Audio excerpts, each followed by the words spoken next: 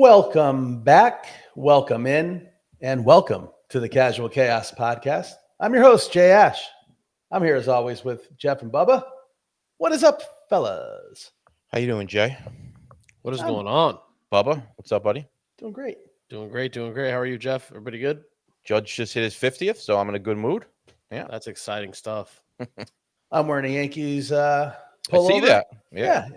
I knew it was going to happen today, so I figured let's dress the part. Let's dress the part. I like it. So everybody having a good Wednesday, because we are recording this on a Wednesday instead of a Thursday. It's 8:03 p.m. The Yankees are playing the White Sox right now. My screen just went white, but we're back because we're a professional organization. So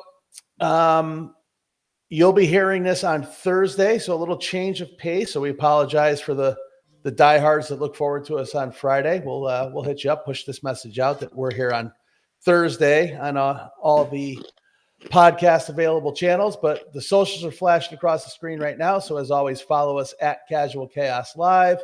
That's going to be on Instagram, TikTok, Facebook, X, the Discord, our YouTube channel, our Twitch channel. Everything is at Casual Chaos Live. We have so many channels, so many ways for you to get in touch with us. And it is about you getting in touch with us because this is the sports wagering community. So as always, send us your tickets, send us your thoughts, chat with us on the Discord. Discord's been really busy this week already. I'd love to see it.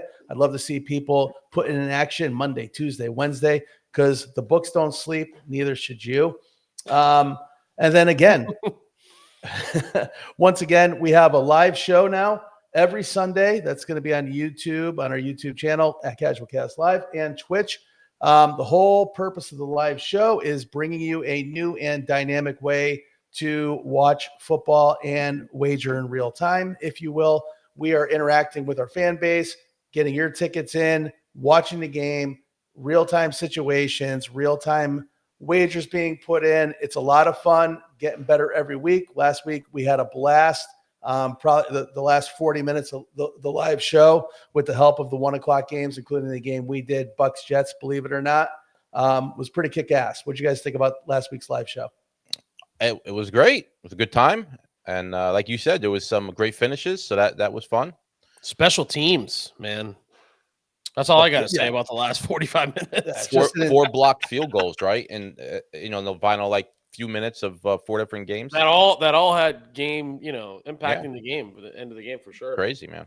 Yeah. So just a lot of fun. And this week we'll be doing it again. We'll talk more about that later towards the end of the show. But, again, thanks for joining us here. We love doing this podcast, and special shout out to producer Tyler for getting the live show dialed in last week and fixing the audio visual issues. Day one shit, we like to call it around here, but took us a couple weeks. We got there. We're excited about it. Jeff looked like a human this week instead of a blurred blob.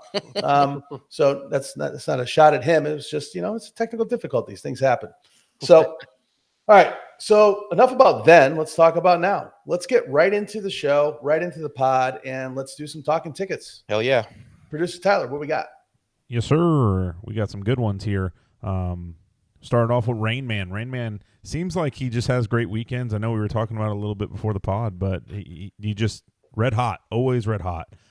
So we have Baker Mayfield to have over 3 carries against the Jets and Mike Evans to score a touchdown. Unfortunately, Mike Evans did get hurt, but he did score the first touchdown of the game. So that cashes $200, paid him $418 for Rain Man. So a nice little victory, which took Baker, he probably needed the Bucs to kind of fuck it a little bit around, because if he doesn't make that big run in the last 2-minute drill, he probably ends. Yeah. So he needed that drive to kind of go his way, or that game he probably doesn't win that bet. Yeah, that's a good hit right there. Speaking of Evans, sounds like he's going to be out only a few weeks, huh? Yeah, 2 to 3 weeks. 2 to 3 weeks. So happens I'd rather every year. him we can win 1 or 2 games while he's away. Just get healthy, dude. He needs you towards the back half of the year. He's been using the same travel agent as Mike Trout. They just have these scheduled breaks in between the season. Give me 2-3 weeks. It's 7 straight years with the hamstring injury. Yeah, for Mike Evans that he's missing games for. Yeah, and Crazy stat. that makes his 1,000 yards receiving Yeah. every year more impressive. Yeah. The good news is friend of the pod, Carl, lives 2 houses down from Mike, and I was actually talking to him last night on the phone, and as he was driving by, he's like, "Oh, Mike's walking around. Looks like he's doing well." So it's good to hear. Yeah. Love it. Got another winner here for Rain Man. He had a nice one on this was Monday Night Football.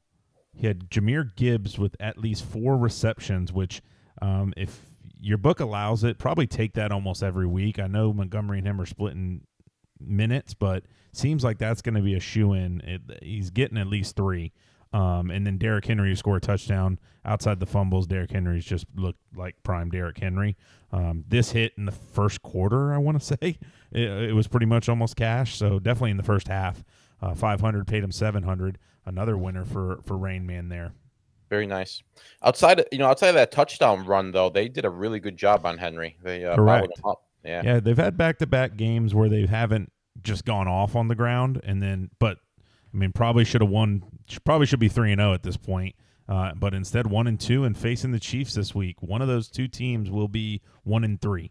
Yeah, which crazy. is crazy. And Baltimore had a really weird slow start last year too. So it's strange. Their defense was awful. Yeah. Their defense was bad, and their defense looks bad right now. They gave up 2 95-yard drives. That can't happen to win games in the NFL.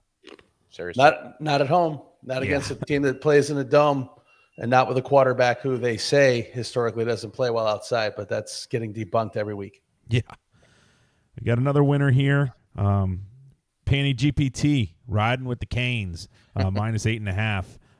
Probably was sweating this one a little bit, and probably through 3 quarters for the most part, and then Miami just outclassed them. Probably a game a few years ago with lesser talent. Miami loses with it being close, but Miami pulls away, win the game. I think they ended up winning by 14 or 15 points. Yeah. So you felt good about it towards the end, but probably was sweating it out a little bit. Good win there for Panny. Well done. Penny GPT. Let's go. Yes, sir. And then we got BK with a big one here, a little bit of a whale. Jake excuse me. Jake Bates is how you say that name. It's a tough one. Oh, Jake man. Bates. Fucking this is Wednesday. This is Wednesday, Tyler. Need to do these on Thursdays. Over pretty much 1 field goal won on this bet, and 2,500 paid out 3,700. So brought home a nice little $1,200 payday pretty much on 1 field goal. And I think they only made. Did they only make 1 field goal in that game? That was it, yeah, because they missed the one right before the half. Yeah. Yeah. Jeez. No, that's a fucking big bet for yeah. 1 made field goal. So glad it came in. And Tyler, especially with Dan Campbell, because Dan Campbell likes to go for it every fucking time he gets anywhere close. So yeah, you're sweating that one out with the Lions. Oh yeah, exactly. Tyler, good news. You can use ChatGPT voice now. And you can do a hooked on phonics thing and get that Bates thing. Yeah, properly. well, I mean, that's abysmal. That's abysmal. It's just got to be better. Just got to be better. Hey, it's week 4 for everyone. Even though this is what happens. This is what happens when we go off schedule on the pod. So yep, we can only blame Bubba for it. We got another winner here. We got Flama Mama, of course, seems to bring home winners every week. Was riding with the Lions, and pretty much was in control of that game. For the most part, definitely in the second half. So she had a $30 winner on the Lions to paid out, almost tripled her money up. So that's a good winner there for Flama Mama again. Woohoo! It's a simple strategy. If a lion fought a bird, who would win? It's fair, but it's a great point. Unless the bird gets into their eyes, though, you got to get into their eyes. That's the key. That had to be some sort of boost, right? Plus 190. They weren't plus 190 in that game, were they? Yeah, they were. Yeah. Oh wow. Yeah. No, they were a 5.5 point dog. Everyone's super down on the Lions after week 1, super high on the Ravens week 1, and they're both 0-1 after week 1. So I never lost faith in Detroit. Yep. That game was impressive. That's that was a fun really game. good win for them. Yeah, fun game for the fans for sure. And then Flama Mama had another nice little winner here. Under 6.5 runs, hit the number right on the nose. Doubled her money up on the Rays game the other day. Thankfully, the Rays didn't bring their bats to the game, and she wins that one. With the winners, we do have a few losers, of course. La Fama Mama does lose bets, guys. She does actually lose. Sure, we'll get into the Cowboys, the atrocious game they played on Sunday. I thought this was a lock with Cowboys, and boy, was I wrong. Yeah, their so did I. defense is just atrocious, man. I'm not sure if any of these hit, to be honest with you. I know the Cowboys didn't hit, so it doesn't really matter if the other two hit. They didn't. It is a loser. And then we had Rain Man. Rain Man also gets a couple losses every once in a while. This one he probably felt okay about. I think they had 6 in the first half. 13.5 was what he needed the team total to be, and they only mustered up 9 points in the game. So tough loss there, especially they got down to the red zone late in the game as well. And Russ just decided to be himself. And lost his job basically because of it. Yep, pretty much. Not that he was going to lose that job at some point this season. Oh, anyways, sure, really. sure. But yeah, to your point, he definitely lost it right in that drive there. It actually kind of screws the Steelers too, because they're going to get a comp pick for him, but now that he's not starting anymore, it'll be a crappier pick than it would have been. So yeah. Then the last one, we got stuff that I Rain Man only again. care about. Yeah, you Steeler fans. What a roller coaster you had on Sunday. But another one that we could talk about here is Rain Man. He did catch a loss here with Daniel Jones over 205 passing yards. I believe that one hit, but unfortunately he had the Titans to cover 5.5. And Indianapolis took it to him. So he got the loss here. But Indianapolis 3-0. Big game this week. I'm sure we'll talk about that. But. Big game this week. But there's another loser, unfortunately. Send us your tickets, guys. We appreciate them. That was Talking Tickets with Tyler. There we go. Ooh, alliteration. Jay, what do you got in this Yankees game? You said you had the over. What's it, 5.5? I had the first 5 innings over 2.5 runs for the Yankees, which seems really low. So I hit that. And then I took over 5.5 for the game, which again, after last night, how many we leave on base last night? A dozen? Too many. Felt like, yeah. So I just doubled down on that, but I also have them in a parlay. I have the Yanks over 5.5 runs. I have a Judge home run, which is already in, and I have the under in the Pittsburgh-Cincinnati game, which is 6.5, and it looks like it's 2-0 right now. All right. So that parlay should hit. We're in good shape tonight. It's nice. I like it.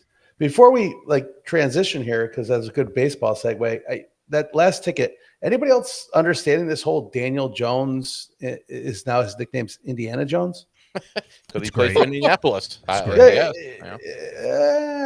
great. I'm not saying I like it. I mean, but that's I don't understand it. Yeah, I don't get it either. Well, the whole Danny Dimes thing, I mean, it's a fun nickname, but it was never really earned either. I mean, he didn't throw dimes. So No, he threw interceptions and fumbled. Anyway. Those are dimes all nonetheless. The We'll other get team back caught to it. It had to have been good for somebody. Yeah, we'll get back to it. And listen, I apologize to everybody listening. Now, I had a great opportunity to segue after Jeff asked me a baseball question right into what we were doing, but I just couldn't get Indiana Jones off my brain. So you named the dog. You're named after the dog. So anyway, let's get into baseball. Wild card races, division races, Tigers' epic collapse. It's all happening in real time. Where do we want to start? Yeah, let me set the table just real quick. So as far as the wild card, Detroit is basically, as you said, giving away that division right now that it's tied. Not sure what the score is in that game. It's 2-1. Cleveland's up 2-1. They should have 2-run homer. All right, so Detroit's in a free fall. They've won 1 out of their last 10 games. I mean, they might not even make the playoffs. The only reason they may sneak in is because Houston's also struggling. I mean, they gave away their division to Seattle, who's also on fire. So Detroit and I mean, I guess you could throw the Red Sox in. The Red Sox, Detroit, and the Houston are fighting for that final wild card spot. And in the NL, it's similar. You got the Mets trying to hold off the Diamondbacks and the Reds. So, who wants to start? Anybody? What are you guys thinking as far as those races go? Well, let's just jump into the obvious one. When we did our coming out of the All-Star game, let's throw $100 on a team. We went through every division and we spent an ample amount of time on every one except the Central, American League Central specifically. Yeah, right. Because at the time, Detroit was up, I believe, 15.5 games. Yeah.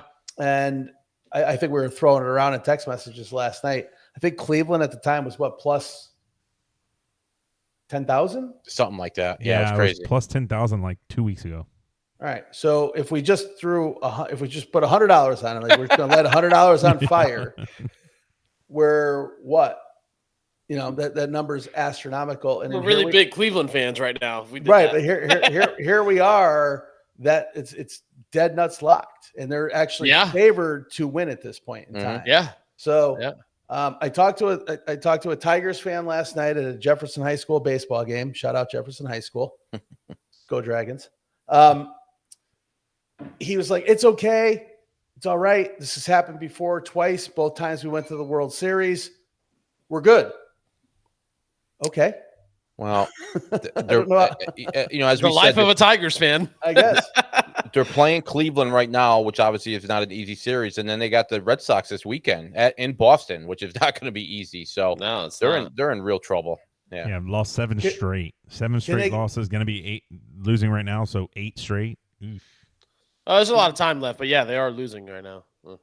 Not good. And what's their can they get knocked out of the wild card?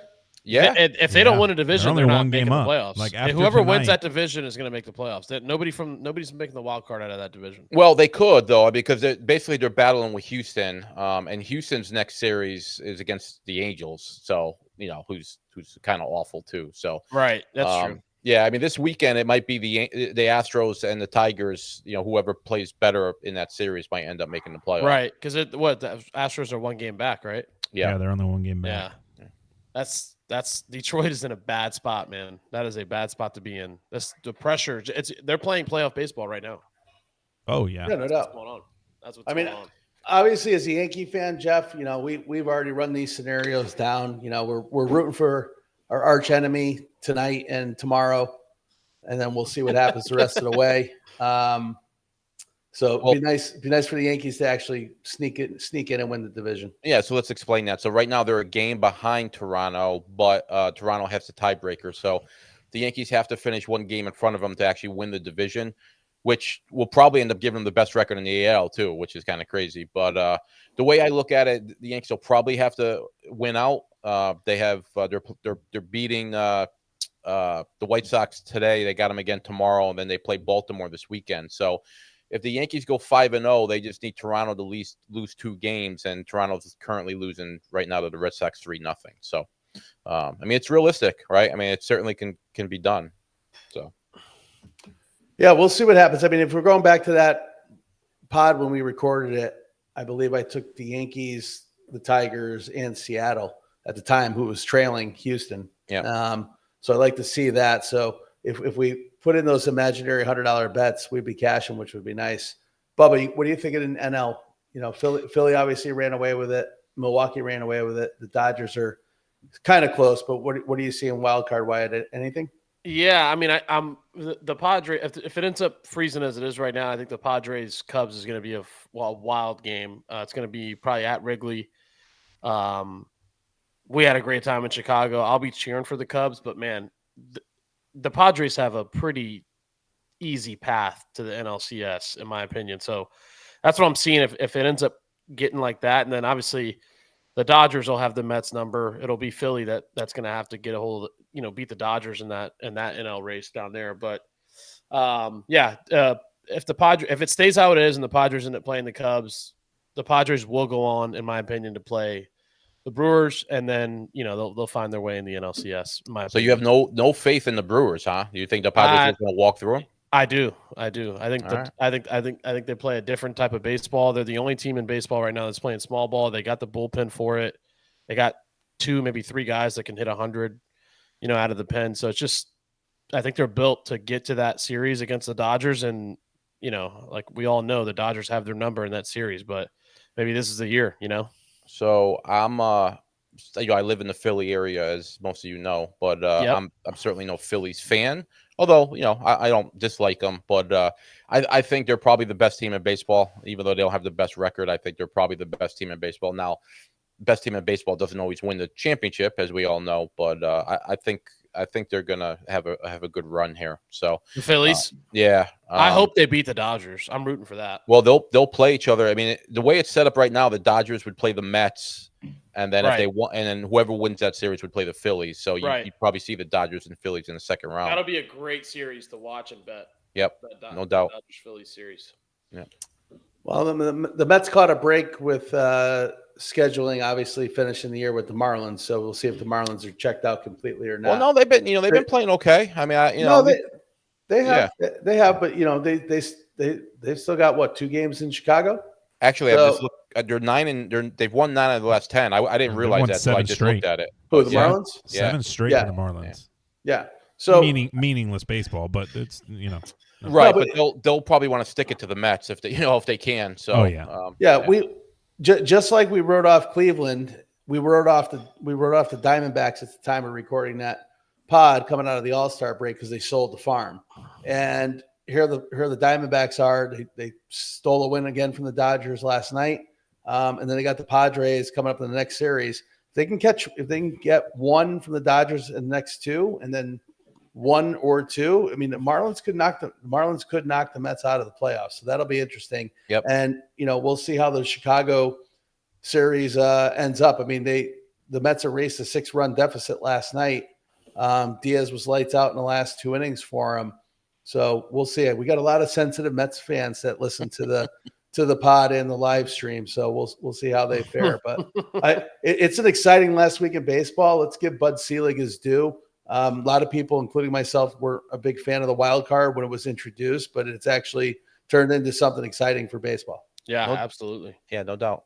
Yeah. So, and last thing, just before we jump from baseball to football, we would be remiss not to report or re-report or acknowledge the fact that the Major League Baseball did approve the sale today for the Rays. There's already the barrage of social media and local conversation of where the hell is that stadium going to be. So, Bubba, any thoughts there? I think it's going to be next to the Buck Stadium. I think it's going to be either there or it's going to be Florida State Fairgrounds. One of the two. Those are my 2 things. My 2 places where I would like to see it be next to the Buck Stadium. I think that would be sick. I don't know if it'd be the Al Lopez Park or the parking lot over. I have no clue where. I'm hearing rumors about HCC. That's what they possibly moving. That's what they posted today on Instagram.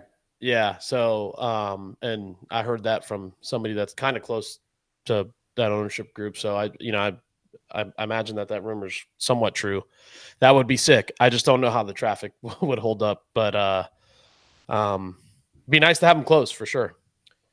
And on a different note, you'd have to think that these guys are going to spend more money that the current group does, right? I mean, I don't expect them to be spending $200 million, but if they could get up to, I don't know, $100 million, with the way that organization is run, if they start spending some money, I mean, that team's going to be really dangerous. Absolutely. Yeah.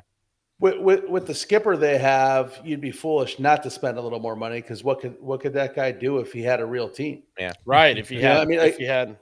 Listen, I mean, we could all go back and forth on Boone, and I don't think Boone's the greatest manager to ever walk the earth, but I think if we had the Rays manager, we would have won 3 World Series already. So, just one guy's opinion. Yeah. So, all right. Well, let's transition into this little thing called football. So let's this little thing called football. We got our correspondent back this week. Yeah, we had a 1 week suspension. It's been lifted. Listen, this is you don't become a top 5 podcast globally and get away with things like Akron is going to score. I deserved a 5-week suspension for that UAB pick, man. I mean, Akron didn't score a point all season. One Buck Ant picks them. They turn in the best offense of the day, man. What the hell was that? Apologize for that pick. It's funny, dude. After that game, I was following what Akron did the week after. They played Duquesne, small school out of Pittsburgh. Akron put up 57 points. So yeah. So fair. So One Buck Ant betting on against Akron unlocked the offense for the season. So yeah, their average points per game is right where it needs to be now. yeah. Right. So the good news is for the show, for the Casual Chaos sports wagering community, we say routinely, we are not touts. Do not listen to this show to listen to what we say. So fan base, listener, use your judgment when we have this college football segment one buck in. But we're going to let them cook, as always, because we like watching them make the meal. So go ahead, buddy. This was a continued week of one buck and being wrong about college football. My Clemson take. I thought Clemson was going to win the damn national championship. That's a game we're going to start out with first. I was there. there. Syracuse at Clemson. Line was 17.5. Syracuse wins us outright 34-21. Cade Klubnik, he was a guy I thought would be at least a top 5 quarterback heading into this draft. Heisman favorite. I like what he was doing last year. He had an okay game, but he kept on turning the damn ball over. And he just seems like, lost out there at times. Syracuse looked great. Jeff, our boy Angeli, he had a great game. Unfortunately, out for the season. I think it is an Achilles. But man, it sucks to see, but I'm happy he got an opportunity. Hopefully, he has a red shirt, comes back next season. Syracuse, they look good. We'll see what happens moving forward. But damn, Dabo told these fans for years and years and years, hey, I'm staying out of this NIL. What did he say? The only name, image, and likeness we care about is being in God's name, image, and likeness. That's what he was saying when he wasn't getting these guys at NIL, right? Now he's got to answer to it.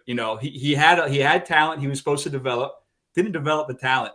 Now what? They're 1-3 heading into the red. They have no opportunity to make. And none of those players are listening to him. He should have pulled the Nick Saban and got out. Yeah, I think Nick Saban and got out. I think he's in trouble. Judge just hit another homer.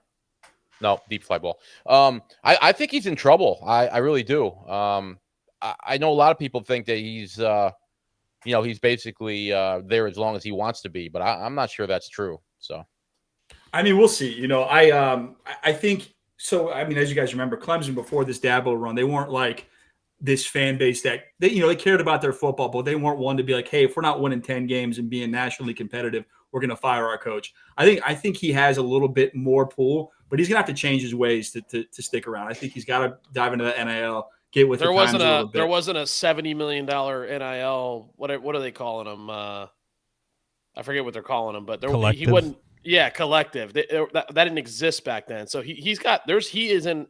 As you see this red mouse, that's about as hot as this seat is. I mean, he did. Though. I mean, he did. They did spend some money this year, right? I mean, this was the first year, right? But to the portal. But they got one guy. Yeah. He was late to the party.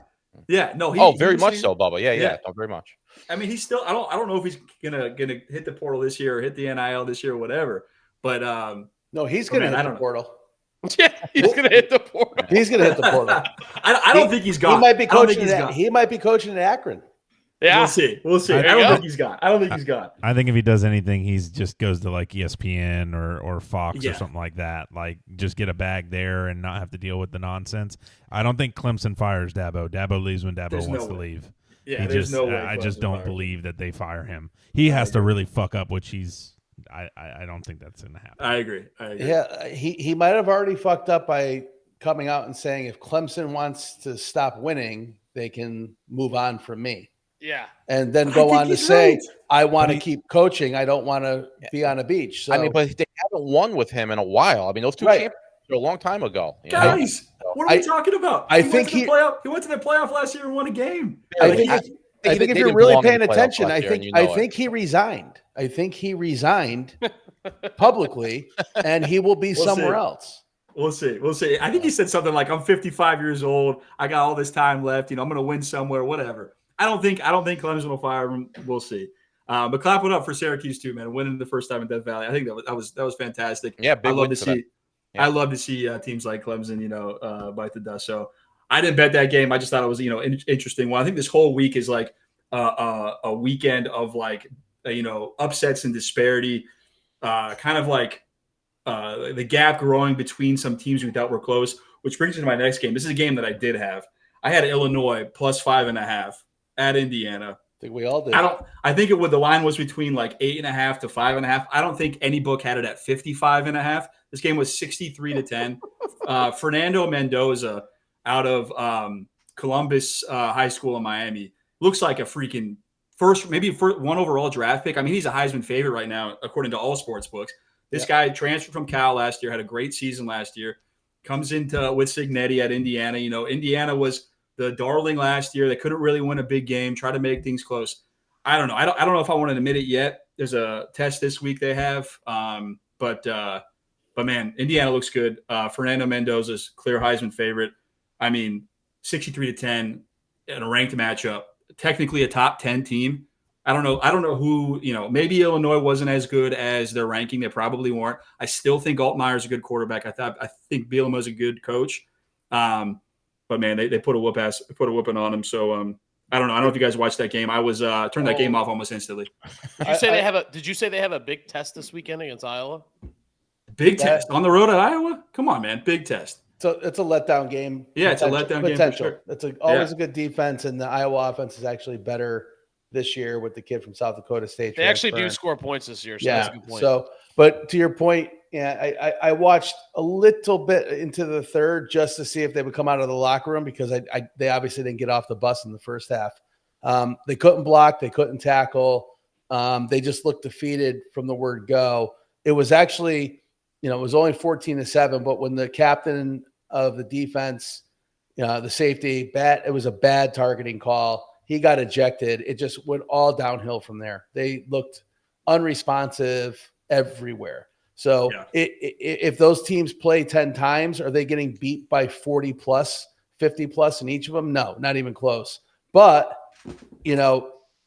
Illinois got a big game against USC this week. Yeah, they plummeted. They went from number 6, number 8 to number 22. 23, yep. Yeah. 23. So they plummeted, and Indiana reversed. They were in the 20s, and now they're up to number 9. So yeah, that's right. And I think to pivot to back to Illinois, just a tale of like two stories heading into this week. Is Illinois as bad as they say they are? I mean, plus 6.5 at home. There's no big injuries. They got USC coming in. USC solid scoring points. Line doesn't make sense. Are they going to get off the mat? And then the reverse, like we talked about earlier, big test for Indiana on the road to Iowa. Yeah, Iowa isn't a top tier opponent, but are they going to be reading, the headlines? Are they going to go on there thinking their shit don't stink? We'll see. Iowa's going to be tough no matter what. Doesn't matter, who you are. Especially at Iowa. What time's the game? At 11 o'clock? Yeah. It's tough. I think it's a late. Is it a late one? It's 3:30. Oh, okay. So not late, but yeah. So let's give Bubba some credit because he was on Syracuse last week, by the way. So let's go. Well done, Bubba. USC is actually, last year USC had a bad record, but if you actually watch them play, they put up a ton of points and they were leading in, I think, every second half of their games last year, they were leading. So this year, the offense has taken another step up. They were they were one of those teams that weren't ranked coming into the season, and they're slowly moving up the ladder. I think they're pretty good this year, so that's going to be an interesting game, as you guys said. So Lincoln Riley remains untrustworthy, though. True, very true. Agreed. Next game I want to talk about, it's a game that I did have. We got Auburn versus Oklahoma. Spread was 6.5. Depends on where you're looking at it.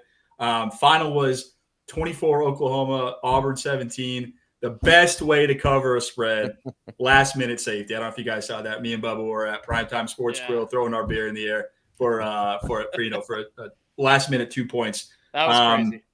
I think Oklahoma looks good. I like Venables. It's interesting moving forward here. Mateer, who was a Heisman favorite, he played a great game. I don't even know where he got hurt, but apparently he has to undergo he broke his hand. Some serious surgery. He's going to be out at least a month. He might be able to come back this season. Not sure who the backup is, but I know they relied heavily on him. Auburn's an interesting story too. Like, I think they're a tough football team. I just don't think Jackson Arnold is it. I mean, if you put any other quarterback on that team on Saturday, I think Auburn wins pretty easily. But it's good. It's a good win to have. Always love getting those backdoor, last minute safeties. Yeah. Auburn's got a tough matchup this year. They go at Texas A&M. I think it's an interesting bounce back game. I think Auburn's defense is the best defense Texas A&M will face all season. So I got my eyes on that one this week. But good game, good hit. Curious what you guys thought about that one. I was on Oklahoma. Someone in my house was on the other side. Tough. We did a college kickoff show, and I made the statement Auburn's going to be sneaky and to keep an eye on them. I don't know if they were going to be able to to beat higher ranked teams, but I said to definitely pay attention to them against unranked or lower level SEC opponents because I think they can cover a lot of numbers. Yeah. Your point about Arnold is solid because if you look, people forget he was the Oklahoma quarterback, and he never exceeded like a 40 in QBR.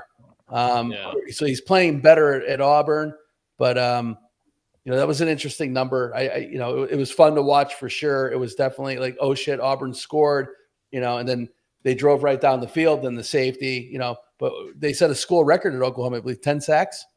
Oh, nice. Love that. I didn't know that. Yeah.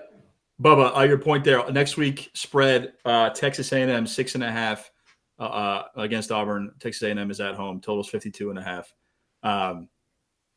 Be an interesting one to watch. I like Texas A&M to beat them by 2 touchdowns. But. One more quick game to recap. We'll move on to my picks. I just kind of the similar story of like this weird, like maybe changing of the guards, stuff to watch out for. Maryland goes on the road to Wisconsin. Luke Fickell might be the hottest seat in America too. Talk about hot seats. I think Maryland's got a solid team this year. Malik Washington, homegrown guy, throwing that ball around, true freshman. Watch out for the Terps this year. Going on the road to Wisconsin. I know it's lower tier teams, but interesting Big Ten win. Always tough to win at Wisconsin. Watch out for the Terps this year for sure.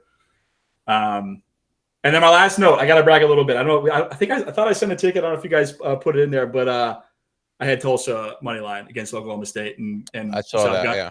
Esau Gundy's gone too. I can't believe they got rid of Gundy. I mean, he was there for 21 years, but I'm a man. Time to go. Time to go. I guess it was time to go. I'm Tulsa. So if you watch that game, that Oklahoma State Tulsa game, Oklahoma State's first drive was unbelievable. Like they were getting 10-yard chunks every time they ran the ball. Then they got down the field and they kicked the field goal.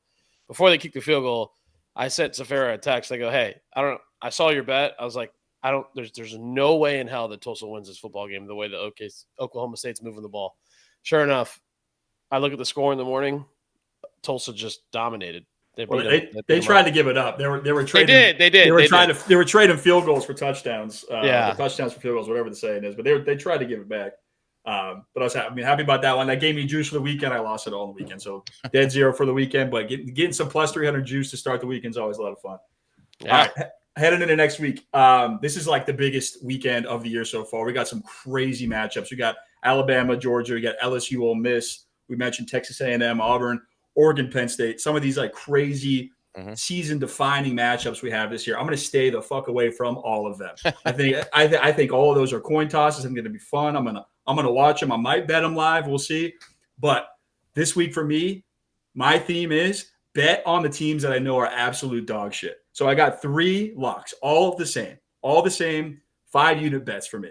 First one we got UCF +7 at Kansas State. I've watched so much Kansas State football this year. That quarterback is atrocious. Sucks. Atrocious. I think Scott Frost has UCF going in the right direction. I mean, they haven't played anyone that great, but Scott Frost has those guys running. It's good to see him back at UCF. I mean, Kansas State can't score points and their defense sucks. So like, if you're giving me seven points, I know it's on the road. I think is it Saturday or Friday? I can't remember. Saturday. It's Saturday. I like UCF. It's a good bet. I like UCF +7. I might sprinkle money on that one too. I don't know. Curious what you guys think about that one. No, I like it too. Yeah, I made the huge mistake of thinking the quarterback was going to play to his potential this year, and I had them to win the Big 12. Big mistake. So they got rid of Will Howard, national champion for Avery Johnson last year. They got rid of Will Howard and took Avery Johnson over him, which it's the long hair. I mean, it's just it's gorgeous. It's gorgeous hair. Man, I watched. What was their first game of the season? It was overseas. Who'd they play? Iowa State.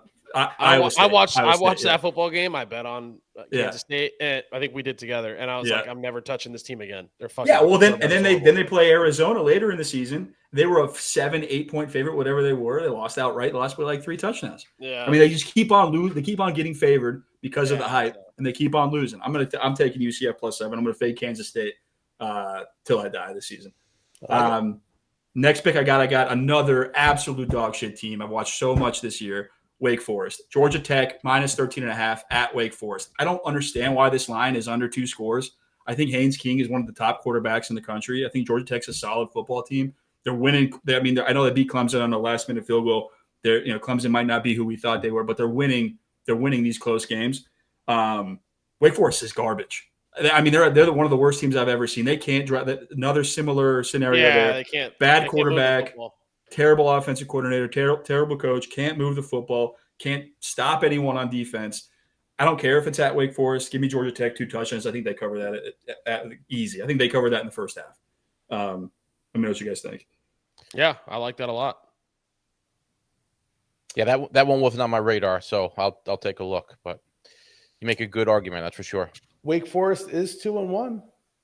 They are. I mean, they're just garbage. I've watched them play so much football this year that I think they're garbage. I mean, that's me. I don't know. We'll see. It doesn't pass the eye test for me, Jay. I like it. And last one I got here, I got NC State -9.5. They're coming off a tough loss at Duke last week, but they're playing Virginia Tech, who has lost to ODU. Their only win is against Wofford. They canned their coach. I think I don't care. I don't care about NC State's loss last week. I know Virginia Tech is a terrible football Duke's a team. tough team. Duke's always a tough team, so it's not a bad loss for them. I mean, I thought NC State was a little bit better. We're going to be a little bit better this year than they are. But yeah, I mean, I just got NC State -9.5. NC State's 8-2 against the spread at home under this coach. Virginia Tech is averaging less than 290 yards of offense a game. NC State's defense is holding them. A team's under 250. Turnover margin's great. I just think NC State wins this game by 10. Little bounce back game for NC State. Little bounce back game, and I think it's just team of the week. I think I'm gonna do this the rest of the season, guys. If I know a team is bad, if I watch this team at some point in the season and we just can confirm this is a bad football team, I'm gonna bet against them. And a lot of these spreads are a lot closer than I think they should be. So it's another team that's already fired their coach, which is unusual this early in the season. Yeah, exactly. Yeah. There's talks about Mike Vick coming down to coach them. I know he's at Norfolk State right now. And has Norfolk State at 2-1, but people are saying Virginia Tech. Some people are saying Bruce Arians too, ex-Virginia Tech Hokie. So I like the idea of switching the Hokies to the Pitbulls. Is that too I got it. Is that too soon? No. It's not too soon. I just was a little slow there. I love it.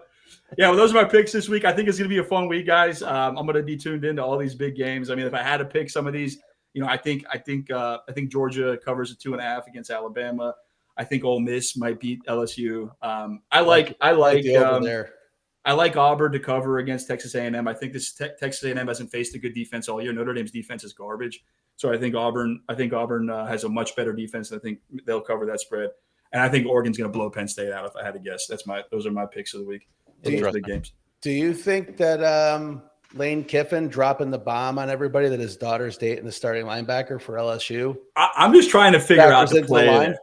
Yeah, I'm just trying to figure out the play. You saw his reply, right? Oh yeah.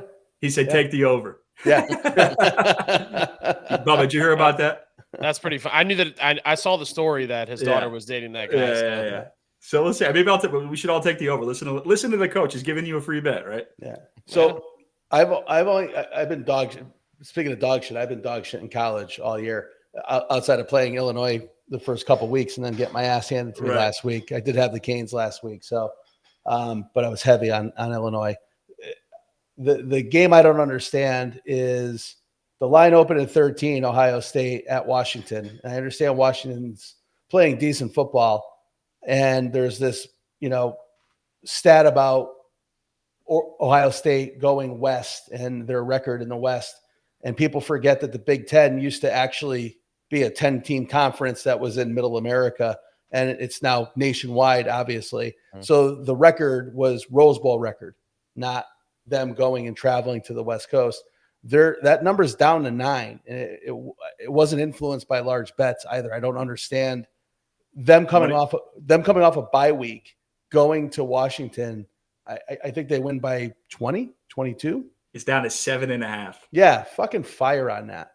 I like it too. I don't understand. If I like it right now, but I like it too. I think Ohio State's by far and away the best team in the country. I do too. Yeah. I like the way Saiyans playing. I haven't really watched much Washington football. I'm not going to lie to you guys, but they can't be that close to Ohio State. That sounds like free money, but yeah, I didn't know that. Really I didn't see that line. It's it also stays there, also I would- worrisome though, right? Isn't it a little Yeah, worrisome? it's Right? a little You're worrisome. thinking that somebody knows something, you know? No, if no. Listen, go ahead, Bubba. Go ahead. I'm just saying, I didn't know that the line opened at 13, and I didn't know it was down to 7.5. But if I see that, or if I saw that on Saturday morning, I would have been. It would have gotten ugly. I would have been firing heavy on that. I was listening to VSiN Monday morning, and someone brought up that it's just kind of what I just said. I'm repeating what they were alluding to. People are taking Washington. That's great. The number should drop 1 or 2 points. There's no injuries here. Mm-hmm. And they're on paper, there's a superior team playing an inferior team. Record, they're even record, but the teams they've played don't match up. Ohio State's already beaten a top 10 team. So for the spread to drop 4 points is ridiculous. To go down to 7.5 is absurd. Yeah, it's makes weird. no sense. It's weird. Makes absolutely no sense. I'll ride that with you too. I think I think people say playing at Washington's a tough environment, but it's going to be 12:30 local. Yeah. It's not. I don't think it's going to be that crazy. I'm sure they'll get up for it, but man, 7.5. Well, listen, tune in next week's pod and see if I'm serving a 1-week suspension for giving out Ohio State. So let's see how that goes. All right. Thank you all. Appreciate Thank you. See you later. Thanks, man. Thanks for coming on. Easy. So let's just real quick. Let's just talk a little bit about those big games that Ant mentioned. So you got, we'll just do like rapid fire. So you guys just give me your opinion. Alabama, Ole Miss, thoughts? Alabama, Georgia. Alabama, Georgia. Georgia. It's LSU, Ole Miss. Let's start there. LSU, Ole Miss. Over. Mm-hmm. Okay. Same. I like Ole Miss in that game. And then you like them to win, or do you like the points too? No, I like them to win. It's a small number, isn't it? It's like 1.5. Yeah. Yeah, I like them to win. And then how about the Alabama game? I like Georgia at home. Me too. Yeah, I like Georgia at home. Bless you again. Sorry, I'm allergic to small lines. I'm guessing you're on Georgia too, right, Jay? Yeah, I like Georgia there. Beginning of the year, I had Alabama in that game. I don't see it. Tyler, thoughts on either of those games? Same. Yeah. I'm riding Georgia. Find a way to win the game. And then finally, the big one is Oregon going to Happy Valley. What do you guys think there? I'll take the point. Yeah, I like Oregon. I'll take the points, and I'll put them in a money line parlay. Although I won't love it, but that might actually be attractive with the UCF play. He was talking about something like that, pop it up. But I'll definitely take it as long as it stays at 3.5.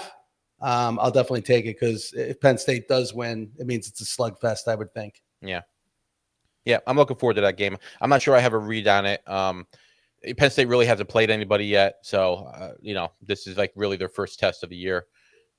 Tough to play in Happy Valley, so we'll see. Yeah, I'll ride the home team, Penn State. All right. Okay. So Ash, you look good in that Pirates game. It's 2-1, bottom of the 8th. Schwarber hit his 56th. Yep. And the Yanks still need to score you one more run for you to. Yeah, we need to score one more run. We need the rain to stop. Yeah, very true. We're approaching. We're not coming back out of the dugout. And it's supposed to rain all day tomorrow too. So if they do stop this, they'll probably just they'll just kick it. That'll be it. Yeah. That's no way to lose. So, all right, let's go NFL week 3. Any big takeaways from the week? We talked about the Lions' impressive win in Baltimore.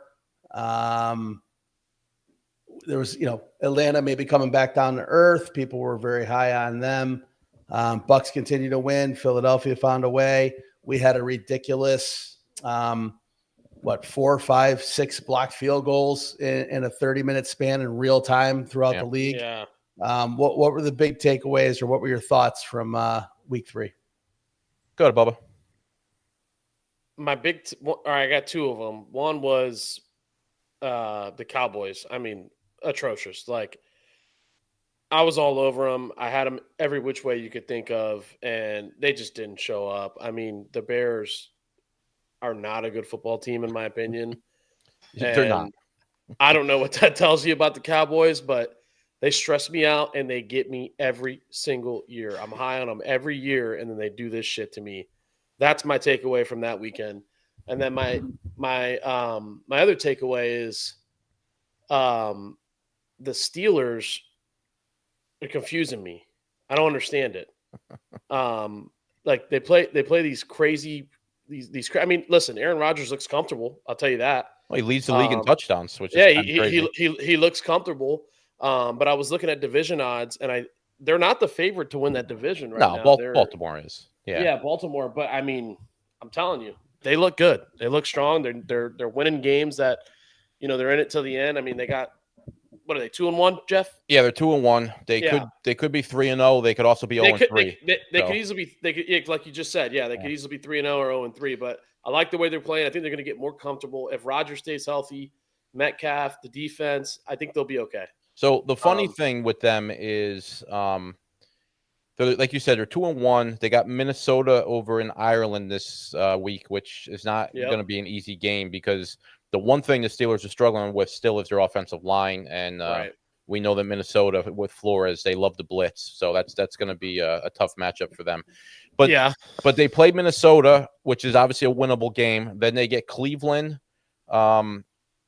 In Pittsburgh, I believe, which is a winnable game. And then they play at Cincinnati, which is a winnable game. So, as crazy as it sounds, I mean, the Steelers could be 5-1 in 3 weeks. So we'll see. But, I don't feel great about this weekend. I know you have them and we're going to talk about them in a little bit. But anyway, real quick, let me just Bubba, did you have any other takeaways from this week besides those two?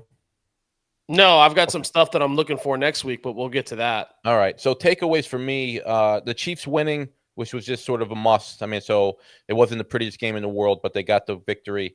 Jay, as you said, the Lions game, I mean, that's just a big win for them. I mean, that's a really big win for them.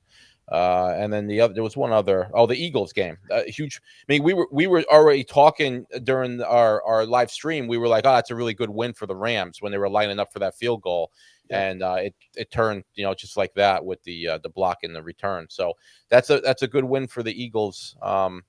These teams are setting themselves up to have really good records because the schedules get a little bit easier for these teams. Moving forward. Yep. So, what about you, Jay? What's your takeaway? That Rams game was the bad beat of all bad beats. That usurped the early lead for Denver. The bad beat with the leverage call. You're supposed to fall down. You block the field goal, right? You just fall on it. Right? But it's the big fella, so the big fella's got to run. The fact that no one from the Rams, got, reenacted the Leon Lett play with Grass that ran him down. Yeah, nobody even tried, right? I mean, they just basically gave up at that point. Yeah. So that was just a bad beat. Bubba, as a Cowboy fan, I can encourage you moving forward, never be high on the Cowboys as long as Jerry Jones is still alive. That's a big mistake. I thought the big takeaway was the mash unit that was the Buccaneers still found a way to win. And I think it's time for people to just realize betting against Baker is a bad idea. They had five offensive linemen who did not play in their starting positions. You lost Mike Evans, and he still dropped 4 or 5 passes. Mm-hmm. They had a field goal blocked. Defense didn't look solid. There was more penalties in the first half of that game than I think throughout the rest of the NFL. And you put the ball in Baker's hands at the end of the game, and he wins. That's all it comes down to. So I think that's a huge storyline. And just again, for the third time now, the Lions with an unbelievable statement game. I was texting Jeff during the game. I'm a huge fan of the defensive coordinator. I love seeing defensive coordinators acting like special teams coaches, just super hyped, super animated. And you could tell that's a good fit with Campbell. So, if that defense can play like that against most teams, I'm feeling pretty comfortable about my Lions still winning that division. Yeah, I mean, don't forget they had a really good defense last year until they just got crushed by the injury bug. Yeah. So, yeah. A lot of people forget that. So, well, week 3 is in the books, and again, we'd be remiss not to talk about it because we were talking about it beforehand. either the Ravens or the Chiefs, who play head-to-head this week, are going to go 1-3, which I don't believe anybody had on their bingo card when the season started. So moving into week 4, this will complete the first chunk of the year. I know we play 17 games now instead of 16, but it's typically, let's move in quad boxes here. What are we looking forward to this week? It's just storylines. Well, I mean, you mentioned that, you mentioned that the Chiefs game, obviously that's a huge game. The Bucs-Eagles game is a huge game for both teams. Because they might be fighting for home field advantage, the way it's looking right now. Right. Mm-hmm. So, Colts-Rams, right? We're finally going to find out the Colts are really for real. So they're going to Anaheim. I mean, they're going to Anaheim. They're going to LA. It still got my mind on baseball. So yeah, I mean, there's some interesting games, right? And again, we do get that 9:30 a.m. East Coast time game with the Steelers and the Vikings. So we get to wake up and have some morning football, which is always nice. Yep. Bubba? I got 2 things I'm looking out for. One thing I got written down is, are the Texans going to start 0-4? And if you look at that division odds-wise, the Colts are minus 165, which I would expect that to be like minus 210, because really it doesn't even look close. Looks like the Colts are going to run away with that division. So the fact that you're still getting minus 165, I don't know. But the Texans, who they got this week? They got the Tennessee Titans, and I think Cam Ward's got to win one game this year. And we watched Texas play, and they don't look like they're in stride at all. So I'm gonna be rooting for the Titans just because of how the Texans let us down. And then the second thing I want to look at, or I'm looking forward to, is, has Detroit found their stride? Right, I hate to keep talking about it, but they're plus 150 to win that division now. It's a 2-horse race, right? The Packers are almost even money. The Packers got to go to Dallas and play the Cowboys. They get to go to Dallas. They don't got to go to Dallas. Yeah. Okay. If they go to They're Dallas, looking forward to that game. Yeah. And Dallas pulls out a crazy victory, that line's going to flip. It'll probably go the other way. And if Detroit can beat the Browns, because that's a tough matchup for them too. So I'm watching Detroit and Green Bay this weekend. Those are my 2 teams I want to watch. So we should mention, just because we talked about Dallas a few times, Lamb's out for a few weeks, right? So I saw that. Yep. Huge loss for them. So. Yep. Yeah, I think both of those games are blowouts, Bubba. So we don't have to spend much time on that. I mean, Cleveland's not going to go into Detroit and give them much of a game, and Green Bay is going to murder Dallas. It will be interesting, and again, I don't know if I'm going to watch it, but it will be interesting seeing Cleveland's defense against Detroit's offense. Their defense is legit, so it is. They could keep them in a game. That line's at 9.5. That's a lot of points for a really good defense. So, I'm betting Browns money line, but might on paper, Baltimore's offensive line is better than Cleveland's offensive line, and on paper, Lamar Jackson is better than Joe Flacco. So a little bit. Yeah, unless you have a letdown at home coming off a big Monday night win, I just don't see how Cleveland stays in that game. And it really sounds like, I know people are trying to hype it up, but it really sounds like that Micah Parsons wants to end Dak Prescott's career. Like he's openly talking about hurting him, which I've seen the quotes. I know. Yeah, you don't hear that a lot. I'm loving the Mr. T memes that are going around. What's my prediction? Pain. Right. So it does set him up for a big fine, though, right? I mean, if he actually does end up hurting him, it sets him up for a huge fine. Yeah. It does. And, the Cowboys did lose another offensive lineman, too. So I just don't see how the Cowboys keep that competitive. If they had a good coach, maybe, but they don't have a good coach. They have a Schottenheimer. So that's it. I'm looking forward to seeing the Jackson Dart debut. I'm looking for them to roll out the young kids, with Scattaboo and Neighbors, see what that all looks like. But man, we traded a few texts about Dart, though, right? They're doing him no favors with that schedule that he's playing in the first 4 or 5 games. So trial by fire. Yeah, seriously. I'm with you there. So I mean, I think that's really all I'm looking forward to. As far as storylines, I mean, but again, we let off with it. The Chiefs Ravens is the story.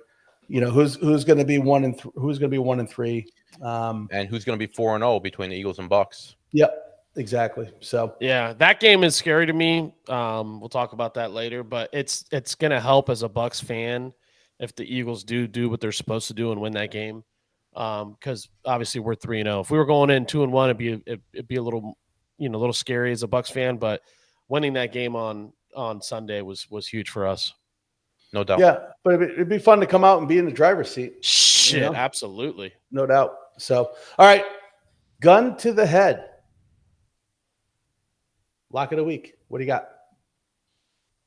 Go ahead, Bubba. I got the Commanders -1.5 over the Falcons. I don't think the Falcons are good after getting their asses beat by the Panthers. I think the Commanders are okay.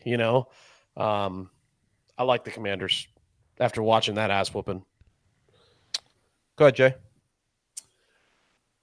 It should be the Packers for me, -7. I just don't like laying 7 on a Sunday night and calling it the lock of the week. So I'm going to go a different way. I'm going to actually take the Pats -5 for the lock of the week. I think they played better against the Steelers than the numbers look, or the outcome of the game looks. 5 turnovers in that game? Mm-hmm. And we know the Panthers aren't a good football team, and we knew the Falcons weren't a really good football team. So I think coming off a 30-0 win and then going on the road, I think you come back to earth a little bit. I think Vrabel rallies the troops. I think they take care of business at home and they win by a touchdown. Okay. I like the Rams, giving 3.5 to the Colts at home. Yep. I think the Colts just crashed back to earth a little bit this week. So I like the Rams there. Yeah, that's a survivor play for me as well. So, all right, stay away for whatever reason. Stay away. I'll go first. This one's easy for me. The Steelers-Vikings game. I just hate those overseas games because you just never know what you're going to get from those teams, And it's weird. If you're going to go from the East Coast to the West Coast or West Coast to East Coast, you can actually travel whenever you want. The NFL puts no restrictions on whether you get there Wednesday or Thursday or whatever. But when you go overseas, they make both teams leave at the same time. So, like the Steelers wanted to leave on Monday. They wanted to leave Monday and get over there and spend the whole week over there. The NFL wouldn't let them. So, I only bring that up because you just never know how these teams are going to deal with the jet lag, the different time zones and all that nonsense. So that's a stay away. Usually those games, one team plays well and the other team, it just looks like garbage. So you just don't know which is going to be which, though, right? So that's a stay away for me. Bubba?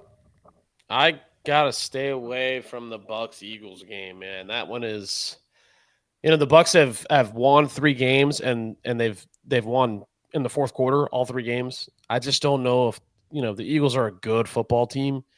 I would love for the Bucks to win. I just don't know if I can lay the points.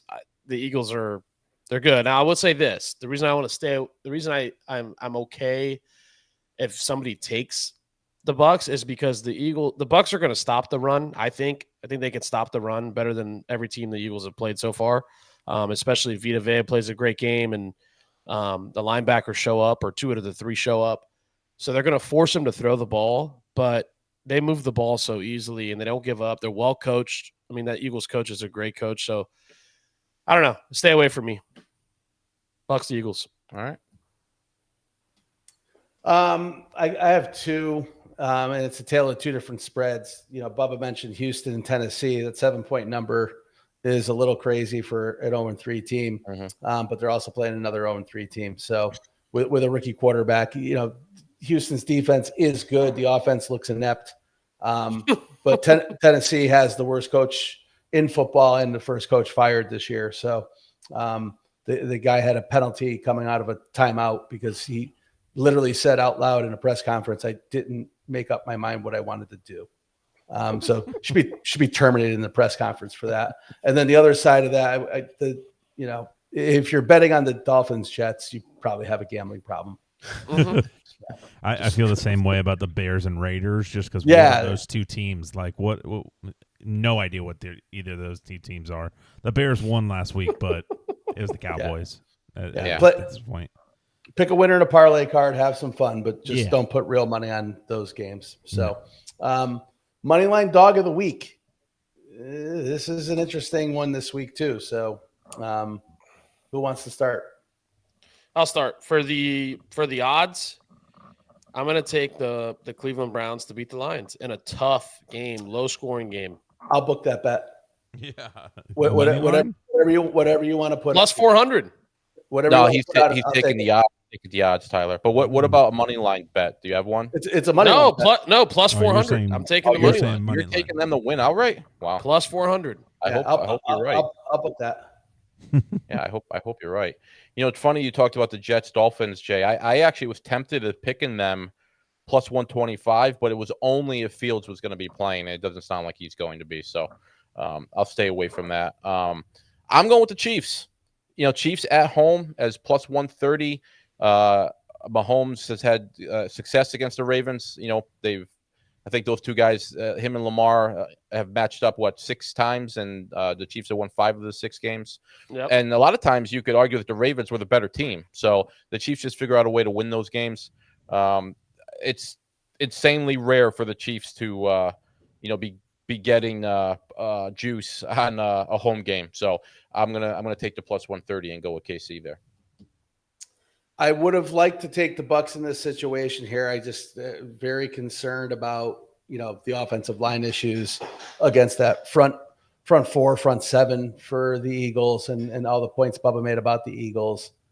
I still like the 3.5. I just don't know if I want the money line there, and I'm going to jump on where Jeff's at. That line opened up Kansas City minus 1.5. It's up to plus 3 in some books. So.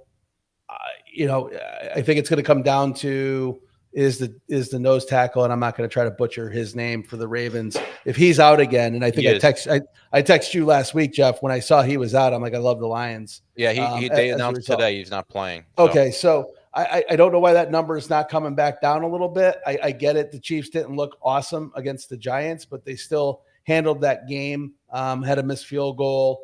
I don't think that game was ever in doubt. So they took care of business. I think Worthy might be playing this week. He is. Yeah. All right. So you got another weapon back. And if you're a Chiefs fan, you know that Spagnuolo was paying attention to what Detroit did. I wouldn't be surprised if they run it back. Is Chris Jones, Aiden Hutchinson in his youth and his prime? I don't know, but he's still a dominant defensive lineman. So I think the scheme will be in place. So why would you bet against Mahomes at home? So yeah, that's where I'm at. All right. So, all right, cool. That about sums it up. Bubba, send me a text message and we'll ink that. I'll give you $1,000 cap on it. So we'll be good for there. So listen. The Browns just beat the Packers, and the Packers beat the Lions. That's all I'm saying. Plus 400. Okay, let's talk this out. I don't want to extend the pod that much longer, but let's talk this out. The Packers played at home against the Lions week 1, right? Everybody's feeling it out. It's a division rivalry. And the Lions didn't look great. They were discombobulated. The play calling was off. And the Packers have a good defense, right? So that makes sense. The Lions came back and then bitch slapped the Bears, right, at home, and then went on a road to one of many smart people's favorites to win the AFC, the Ravens, right? The Packers lost, and what I told you would be a trap game for them, sandwiched in against, coming up against the Cowboys, but they played in weather. They had injuries. Did it rain? It rained towards the end of the game. They played in injuries. They had blocked field goals, right? Like, it wasn't like the Browns handled them. It was a low-scoring game. It was 10-0. We watched the game together. We were like, we did watch the game together, because I like the 8 points. So you're saying the Packers offense didn't show up, or the Browns defense played good enough to stop them? The Browns defense played good enough to stay in a game they were down 10-0 going in late in the second half, and then bad mistakes, turnovers, and a blocked field goal. And then the Browns still couldn't punch it in. They They had 20 plays from the fucking 10-yard line in. They started going the wrong way. Then it had to go to over. I mean, like that. It wasn't like the Browns handed the Packers their ass, right? They stole the game. So I just don't see how the Browns now, as a 10-point dog in Detroit, are going to go win a game in a dome with Joe Flacco. Like I just don't see it, dude. So it's going to be an ugly game. Yeah, it's going to be an ugly game. But I'll take your straight up bet. I'll take the money line. And I'll even give you 10 points. The fucking Lions are going to bury them, dude. Bury them. So all right. Enough Discord. See. Enough Discord. So all right, bragging rights. What do we got? All right. I don't think anybody won this week, right? No, I don't think so. I'll read them off real quick. We had Jeff Close. with the Dodgers -1.5, Brewers -1.5, Yankees -1.5, and then James Cook over 69.5 rushing yards. Let me give a little color there. I won the Brewers, Yankees, and James Cook. Those all came in. The Dodgers obviously were a 10-10 game. So they were the late game of the night. They were up 2-0. And in the 7th inning, 2 different pitchers for the Dodgers walked 4 batters. So no hits in the inning, but 4 walks, scored a run, and the Dodgers ended up winning the game 2-1. So bad beat. That's how I lost. Yeah.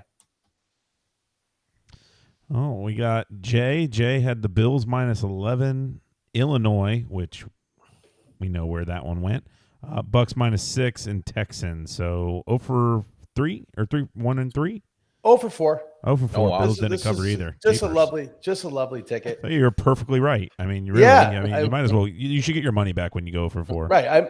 I'm like the quarterback that threw 3 pick sixes and they don't get considered touchdown passes, right? So the Bills number was silly. Missed field goal kills you there. At least Illinois was over before the game started, really, because they never got off the bus. The Bucks was a fiasco. We were doing that game live, and the Bucks were up 12, Bubba, and I was like, game script wise, the back door is wide open here. I'm like, Bucks fans, you called it. We don't need to score, and sure enough, Jets came down and fucking scored. And then the Texans, talk about snatching defeat from the jaws of victory. It was just brutal to watch. So 0 for 4, and we're moving on. And then we have Bubba. Bubba had Houston as well. They had Iowa money line, Ole Miss, and Michigan. So 3 for 4. I went 3 for 4. I needed Houston on Sunday, and just a dog shit team. Yeah, we don't have to talk about it anymore. And that's why I will be team. my underdog of the week would be the Titans to beat the Texans, because I will not be betting on the Texans to do anything good again. I like it. So, I mean, I think Cam Ward's going to have a come out party at some point. Yeah. I mean, Houston's got a bad offensive line, and they got a quarterback that just is struggling right now. So good defense. Hard to bet on those guys. Yeah. All righty. Well, this week we got Jeff. Why don't you lead us off, buddy? Okay, so what do we have here? So we got the Chargers and Giants. I'm taking the over 45.5. Bubba, I sent you a text the other day saying I was going to do that, so I threw that in there. Yep. I got the Colts and the Rams, also taking the over there, 46.5. And then I'm doubling up on that Eagles-Buccaneers game. I got the Eagles -3, and I got the over in that game too, 45.5. So 25 plays, 314. Well, just under 315. So there you go. Nice. Yep. Very nice. And Jay, you getting through tonight? Yeah. Once again, if it was a Thursday pod, I wouldn't have done it, but it's a Wednesday pod. So I've got the Yanks over 5.5, and they've just been sitting on 5 for quite some time now, Jeff. Well, they got a guy on first with no outs, so at least you got a little hope there. Yeah, a little Judge Flair. So we also have Ohio State, which we talked about earlier. I've got them at 8.5. I love that it keeps going down. I was prepared to bet them from 10 on, so I'll take Ohio State. And then I got the Packers -7. I didn't want to use it as a lock of the week, but I don't see any scenario outside of Love going out early, or the entire defensive front 7 for the Packers getting into a car accident before the game. How they don't win this one. And then I couldn't help myself, and no, it doesn't go. No, that's a shame. Yeah.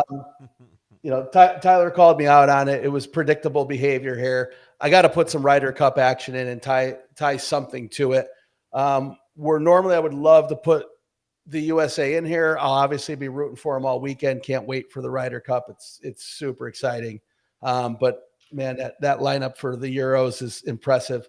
But I do like Cam Young to be the top rookie point scorer in his debut. Upstate New York guy, has been playing in New York his whole life. Beth Page, a historic course in New York, so I like him. It tightened up the odds for me a little bit too, brought it to 21, almost 22 to 1. So 25 pays 573 on that ticket. All right. Nice.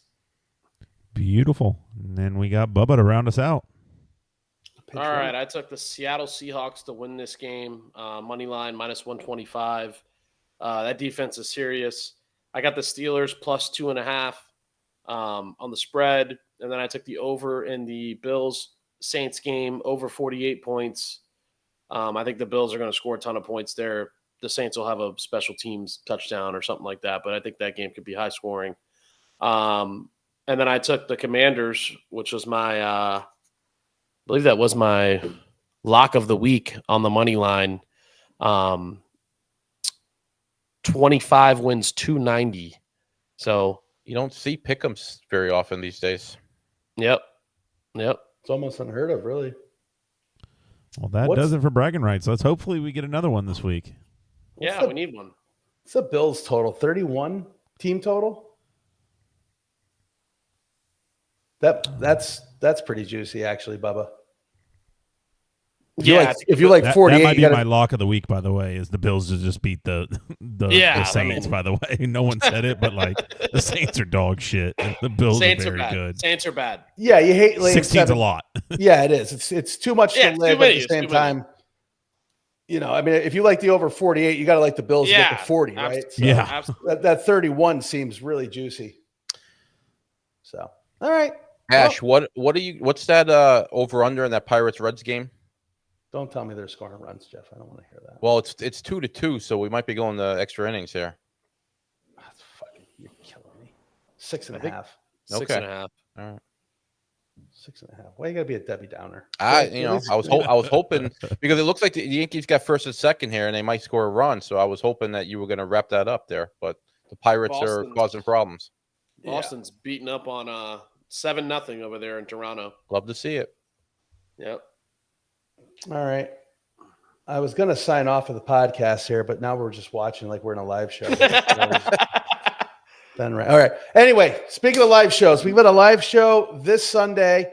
We are going to run it back with the Bucks, and it's a primetime game. It's a 1:00 game, and it's Eagles-Bucks. It's going to be a national game. It's a big football game. We're going to have feet on the street once again. We'll have people at the stadium talking to fans, taking tickets, talking tickets, taking videos. It's just going to be a good time here in Tampa on Sunday. It's going to be a 2-man booth. Bubba's got some travel. We gave him a bankroll. He's going to go bet Cleveland somewhere in a legitimate casino. So we wish him the best of luck, but it'll be. I'll be calling in though. Don't be shocked if we got that dialed in. I'll be calling in to we like that. So give some thoughts. We'll have a different format this week. We'll be live. We'll be watching the games at 1:00. We'll be remote. We won't be at the studio, but you'll have Jeff, myself, and producer Tyler and Patterson working the boards. So we're really looking forward to it. Again, tune in to us at our YouTube channel at Casual Chaos Live. Follow us on all the socials. This pod will go up tomorrow night, which is Thursday, and then we'll be back on our regularly scheduled night Thursday. Great pod, guys. Big thanks again to One Buck Ant. Casual Chaos Live. We are out. All right. See you guys. Thanks, everybody. Good luck this everybody. weekend. Bye. See ya.